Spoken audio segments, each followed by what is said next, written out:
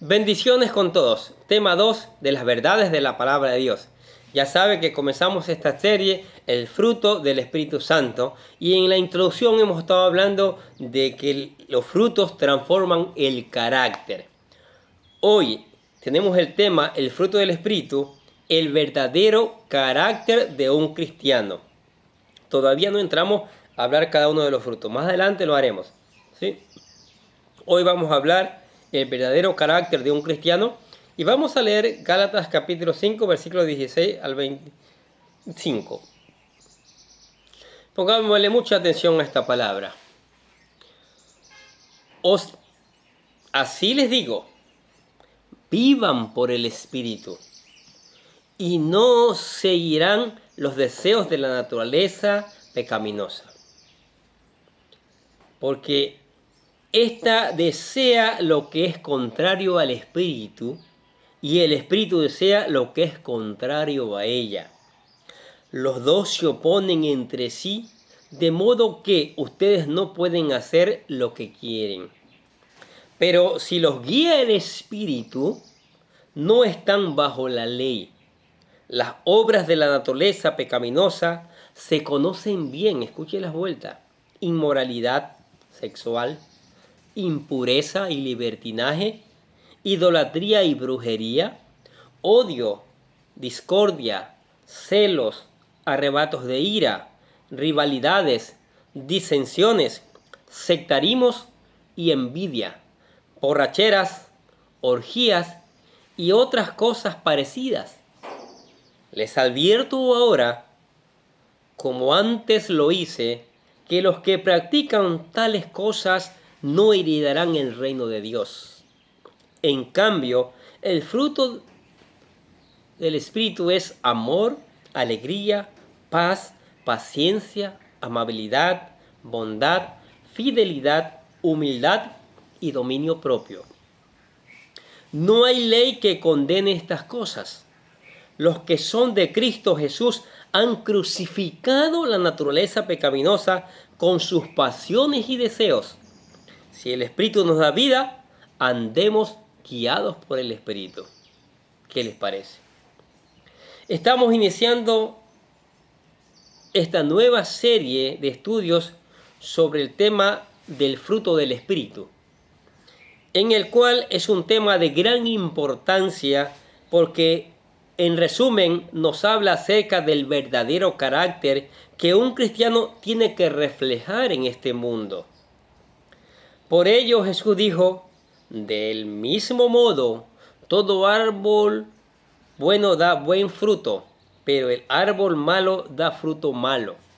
El árbol bueno no puede dar fruto malo, y un árbol malo no puede dar fruto bueno. Todo árbol que no da buen fruto se corta y se arroja en el fuego. Así que por sus frutos lo conoceréis. Mateo capítulo 7, versículos del 17 al 20. Aunque en su contexto original, este texto nos ayuda a identificar a los falsos profetas, también podemos aplicarlo para identificar a los verdaderos cristianos. Sí. Un verdadero cristiano se reconoce por sus frutos, ojo, por sus frutos.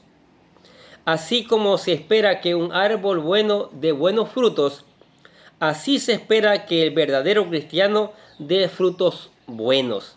Y estos son todas sus buenas obras: nuestro buen testimonio, nuestro servicio a Dios y a los santos, y en general nuestra vida de santificación. Repito esto, ¿sí? Los frutos: nuestro buen testimonio, nuestro servicio a Dios y a los santos, y en general nuestra vida de santificación. Ahora bien, en Gálatas capítulo 5, el apóstol Pablo nos habla del fruto del Espíritu, el cual a través de 9 características describen cómo debe ser la conducta de un cristiano. De entre muchas cosas, el ser humano se diferencia del uno al otro por su carácter. El carácter se define como el conjunto de rasgos, cualidades o circunstancias que indican la naturaleza propia de una persona. También se nos dice que el carácter de una persona es la forma de cómo generalmente reacciona frente a una situación. John Maxwell nos dice que la crisis no desarrolla necesariamente el carácter, pero sí lo revela. Como cristianos debemos preocuparnos por nuestro carácter, ya que los ojos de todo el mundo están sobre nosotros y como hijos de Dios se espera que seamos luz en medio de las tinieblas. Nuestro testimonio es importantísimo, ya que el Señor nos ha llamado a ser fieles testigos de su gracia. Pero si nuestras acciones no están en armonía con el Evangelio, cualquier esfuerzo por compartir la palabra de Dios tiene poco efecto. Las siguientes palabras se encuentran escritas en la tumba de un obispo anglicano de la abadía de Westminster y nos puede ilustrar muy bien lo que queremos decir. Póngale atención. Cuando era joven y libre y mi imaginación no tenía límites, soñaba con cambiar el mundo. Cuando me volví más viejo y sabio, descubrí que el mundo no cambiaría. Así que acorté mis anhelos un poco y decidí cambiar solo mi país. Pero este también parecía inmutable. Cuando entré en el ocaso de mi vida, en el último y desesperado intento, decidí solo cambiar mi familia, a los que estaban más cerca de mí. Pero igualmente ellos no cambiarían. Y ahora, mientras me encuentro en mi lecho de muerte, repentinamente me doy cuenta. Si hubiera podido cambiarme a mí mismo, entonces por mi ejemplo había cambiado a mi familia. Luego, por mi inspiración y valor, hubiera entonces podido cambiar mi país. Y a lo mejor hubiera podido cambiar al mundo. Qué tremendo epitafio, ¿no? Este epitafio nos ejemplifica muy bien lo que queremos decir. No cabe duda de que Dios nos llama a ser agentes de cambio en este mundo lisiado por el pecado. Sin embargo, antes de querer cambiar cualquier cosa en la vida de las personas, debemos cambiar nosotros mismos. Nuestro carácter está regido por una serie de características personales que nos definen como seres únicos en esta vida. Pero, ¿cómo es nuestro carácter? ¿Nuestro carácter es el de un verdadero hijo de Dios? ¿Cómo debe ser el carácter de un hijo de Dios? Son preguntas que vamos a contestar en los siguientes videos. En Gálatas capítulo 5, versículos 16 al 25, el apóstol Pablo nos enseña que hay dos formas de reflejar nuestro carácter. Una es a través de los frutos del Espíritu y otra a través de las obras de la carne. Leamos vuelta el 16 y 18 de Gálatas 5. Así que les digo, vivan por el Espíritu y no sigan los deseos de la naturaleza pecaminosa, porque ésta desea lo que está contrario al Espíritu y el Espíritu desea lo que es contrario a ella. Los dos se oponen entre sí, de modo que ustedes no pueden hacer lo que quieren. Pero si los guía el Espíritu, no están bajo la ley. Dos formas existen para vivir. Uno es manifestando las obras de los deseos de la naturaleza pecaminosa y la otra es produciendo el fruto del Espíritu. Y como hijos de Dios debemos evaluar la forma de cómo andamos. Si nuestro carácter refleja a un verdadero cristiano o solamente somos un religioso más que oculta su pecado. ¿Qué les parece? En Gálatas se nos define bien las obras de la naturaleza pecaminosa, las cuales deberíamos abandonar.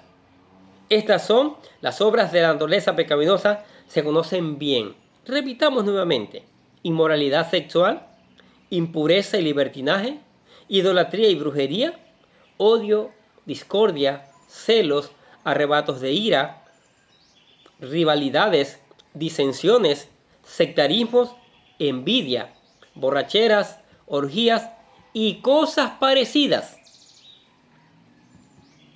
Vemos que estas y otras cosas parecidas son desagradables a los ojos de Dios y por lo tanto se espera que no vivamos en ella. No obstante, el pasaje continúa su relato y nos hace un contraste al presentarnos el fruto del Espíritu.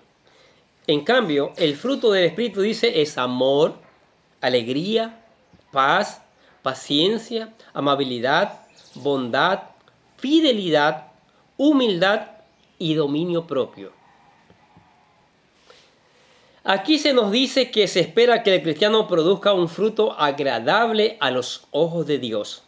Un fruto que es consecuencia de una vida sometida al Espíritu Santo y que se manifiesta en 9 características que son amor, alegría, paz, paciencia, amabilidad, bondad, fidelidad, humildad y dominio propio. Nuestro buen testimonio es decisivo, ya que a través de él le mostramos al mundo la obra redentora que Cristo ha hecho por nosotros. Nuestro Señor Jesús lo dijo de esta forma: vosotros sois la luz del mundo. Una ciudad en lo alto de una colina no puede esconderse, ni se enciende una lámpara para cubrirla con un cajón. Por el contrario, se pone en la repisa para que alumbre a todos los que están en la casa. Así brille vuestra luz delante de todos, para que ellos puedan ver vuestras buenas obras y alaben a vuestro Padre que está en los cielos. Eso lo encontramos en Mateo capítulo 5, versículo del 14 al 16. Como cristianos, dice Jesús que nuestras vidas no pueden pasar desapercibidas. Así como una ciudad en lo alto de una colina no puede esconderse, nuestras vidas sirven de testimonio para este mundo de tinieblas. Nuestras acciones pueden servir para glorificar a nuestro Padre Celestial o pueden ser un mal testimonio para el Evangelio. Por ello, el apóstol Pablo nos exhorta una vez más a vivir guiados por el Espíritu Santo. Dice Romanos capítulo 8, versículo 9, sin embargo, ustedes no viven según la naturaleza pecaminosa, sino según el Espíritu, si es que el Espíritu de Dios vive en ustedes. Ahora bien, sabiendo todo esto, el mismo apóstol Pablo nos invita a despojarnos de nuestra naturaleza vieja y vestirnos del nuevo hombre, el que ha sido regenerado por el Espíritu Santo. Leamos Efesios capítulo 4, versículo 22 al 24. En cuanto a la pasada manera de vivir, despojaos del viejo hombre que está viciado conforme a los deseos engañosos y renovaos en el espíritu de vuestra mente y vestíos de nuevo hombre creado según Dios en la justicia y la santidad de la verdad. En estos versículos el apóstol Pablo compara la vida cristiana con el hecho de haberse despojado de la vestimenta sucia de un pasado pecaminoso y vestirse con la vestimenta de justicia de Cristo.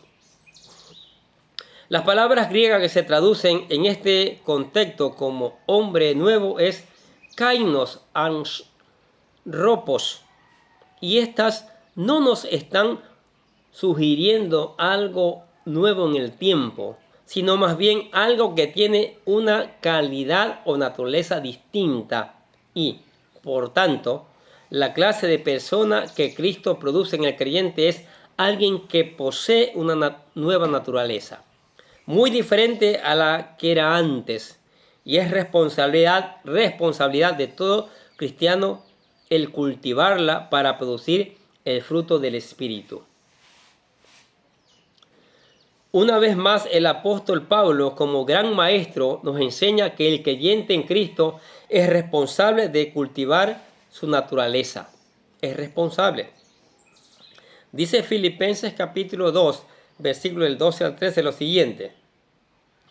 Así que, mis queridos hermanos, como han obedecido siempre, no solo en mi presencia, sino mucho más en mi ausencia, lleven a cabo su salvación con temor y temblor, pues Dios es quien produce en ustedes tanto el querer como el hacer para que se cumpla su buena voluntad. Qué maravillosa palabra.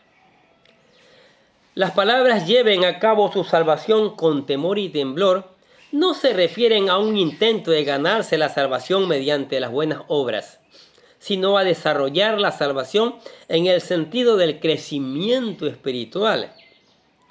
La Reina Valera del 60 traduce las palabras de la siguiente manera: lleven a cabo su salvación con temor y temblor, como ocupaos en vuestra salvación con temor y temblor.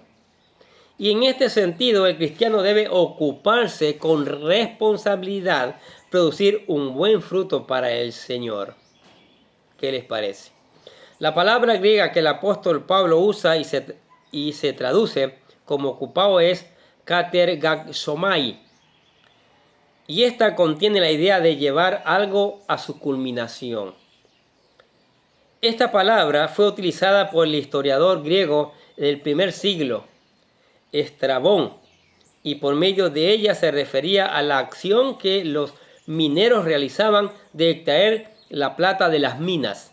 Así, de esta misma manera, los cristianos tienen que ocuparse en su vida espiritual trabajando para descubrir los hermosos tesoros que Dios tiene preparado para ellos, que ha salvado por gracia. Observe que el apóstol Pablo exhorta a los cristianos a ocuparse, a llevar a cabo su salvación y no a trabajar para ganarla. Pues Dios es quien produce en ustedes tanto el querer como el hacer para que se cumpla su buena voluntad. Las palabras griegas que usa el apóstol Pablo para producir y hacer son y proviene del verbo energeo, de donde proviene la palabra energía. Por tanto, es Dios el que produce la fuerza efectiva en nosotros para salvación de nuestras vidas, pero al mismo tiempo nos da la fuerza para acercarnos a su gracia.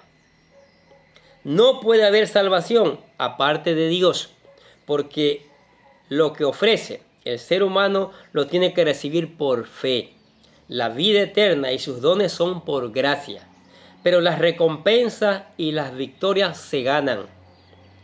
El sentido de ocuparnos de nuestra salvación implica no solo a morir a nuestras pasiones pecaminosas, sino también a vivir de manera diferente a la del resto del mundo, una vida agradable a Dios. Primera de Tesalonicenses capítulo 4 versículo 1 dice: queridos hermanos en Cristo, nosotros les hemos enseñado a vivir como a Dios le agrada, y en verdad lo están haciendo. Ahora les rogamos y los animamos de parte del Señor Jesús a que se esfuercen cada vez más por vivir así. Primera de Tesalonicenses capítulo 4 versículo 1. La vida de un cristiano debe dar un fruto agradable delante del Señor, fruto que se refleja en su carácter y acciones, tal y como lo presenta el apóstol Pablo a la carta de los Efesios, el capítulo 5, versículos 8 y 9. Póngale atención. Ustedes antes vivían en la oscuridad, pero ahora, por estar unidos al Señor, viven en la luz. Pórtense como quienes pertenecen a la luz, pues la luz produce toda una cosecha de bondad, rectitud y verdad. Y finalmente podemos ir concluyendo que como cristianos tenemos la responsabilidad de vivir de una manera diferente, como hijos de luz, y por ello debemos comportarnos como tales. Pero, ¿a qué clase de comportamiento se refiere?